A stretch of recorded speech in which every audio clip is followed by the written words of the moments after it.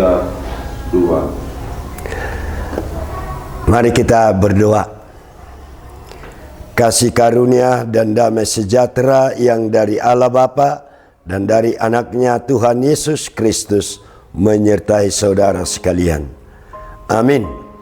Bapak Ibu Saudara-saudari yang dikasihi Tuhan Yesus Kristus, pada kesempatan yang berbahagia ini kita akan menerima firman Tuhan renungan harian Kamis 16 Mei 2024 melalui Pagala Sending HKBP Distrik 11 Toba Sundutan, yaitu dari kitab Matius 8 ayat 11.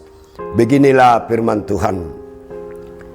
Aku berkata kepadamu, banyak orang akan datang dari timur dan barat dan duduk makan bersama-sama dengan Abraham, Ishak dan Yakub di dalam kerajaan sorga.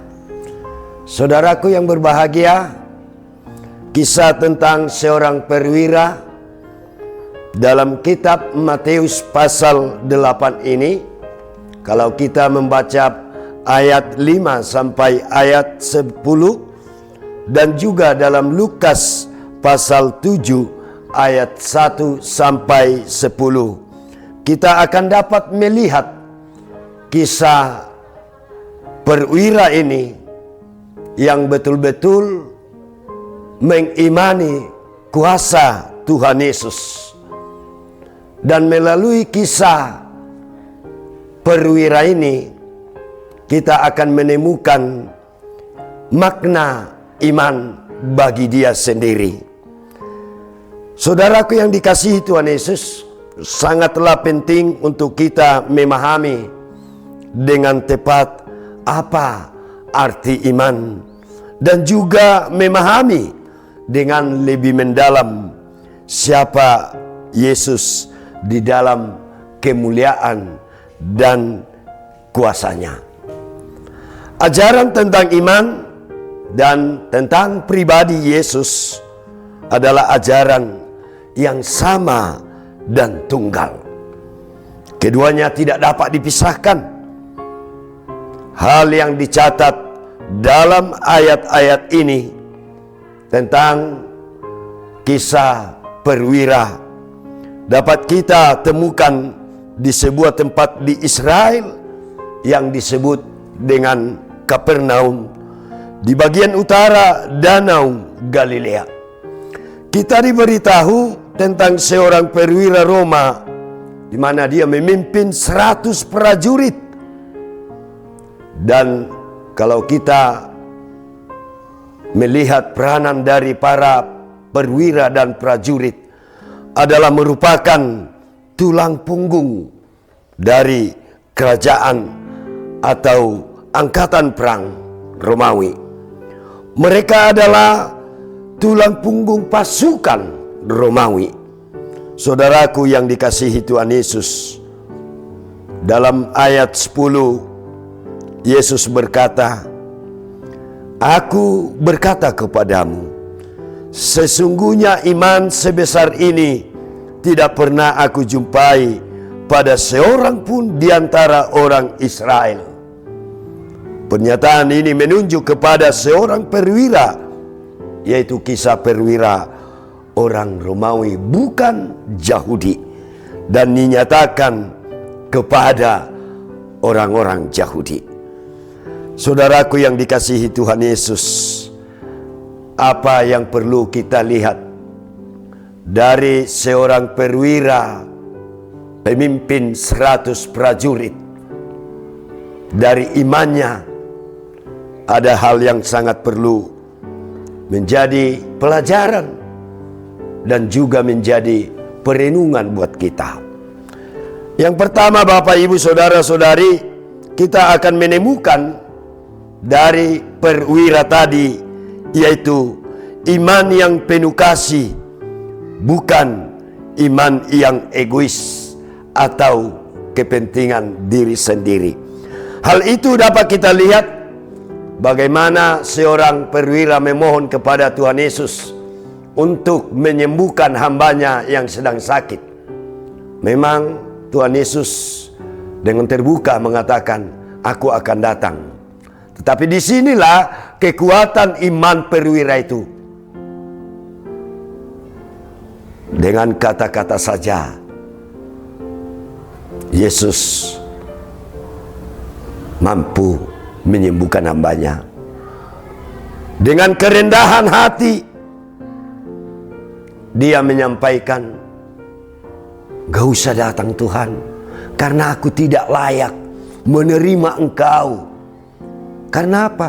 Karena kebesaran, karena kemuliaan, karena keagungan Tuhan Yesus itu sendiri. Dia merasa tidak mampu, tidak layak menerima Yesus yang mulia itu ke tempat, ke rumah si perwira yang merasa adalah orang yang berdosa. Saudaraku yang dikasihi Tuhan Yesus, dengan kasihnya dia memohon kepada Tuhan Yesus untuk menyembuhkan hambanya yang sakit. Yang kedua yang perlu kita lihat dari iman daripada perwira ini,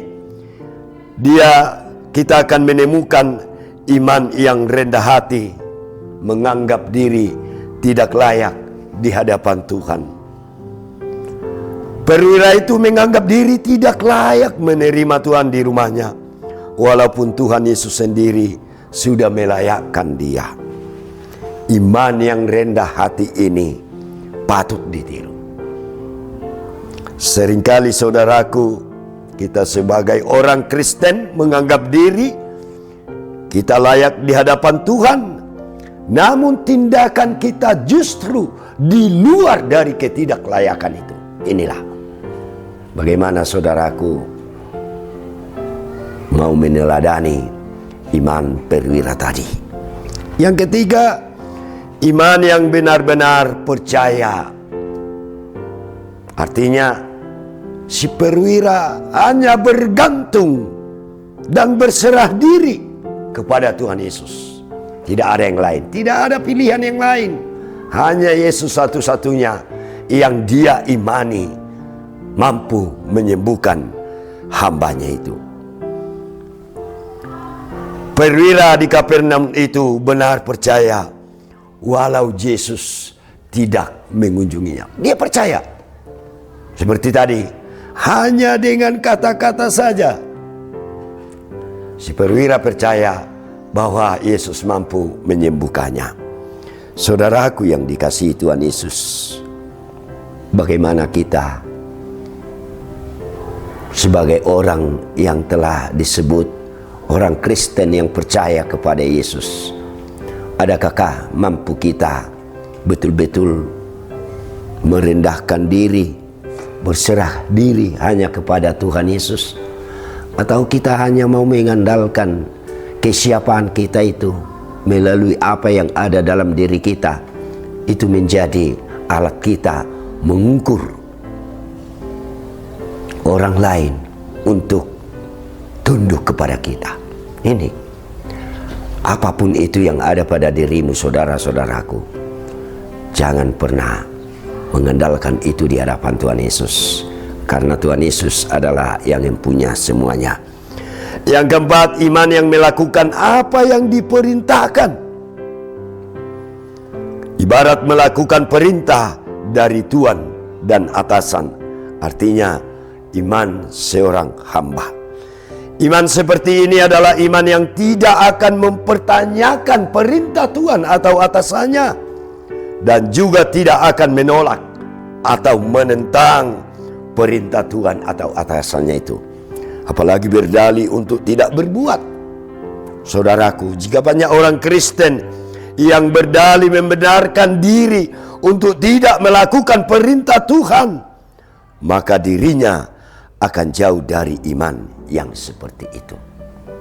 Inilah yang menjadi perenungan yang sangat berharga buat kita melalui seorang perwira yang tidak mengenal apa itu iman kepada Kristus, tetapi melalui percaya dirinya, melalui pengenalan dari orang lain, kesiapaan Yesus, dia mampu mengungkapkan isi hatinya, kerinduannya.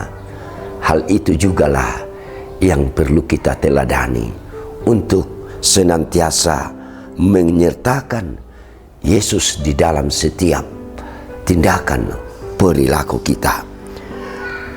Kalau dikatakan di sini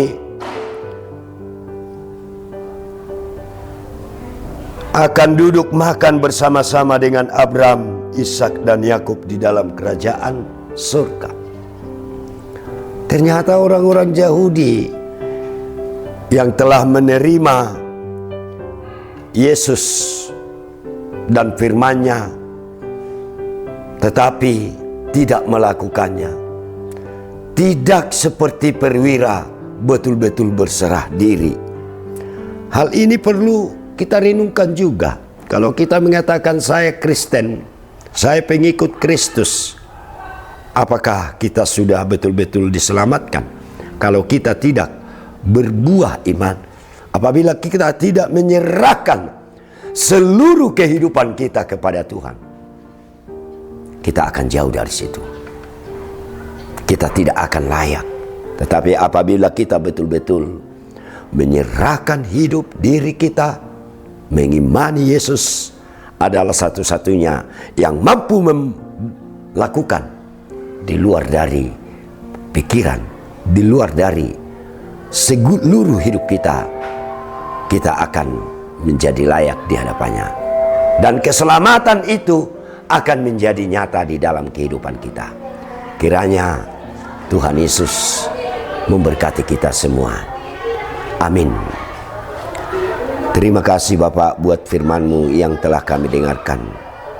Biarlah firman-Mu itu menjadi pengarah hidup kami untuk semakin mempercayai Engkau, menyerahkan seluruh hidup kami hanya ke tangan pengasihan-Mu.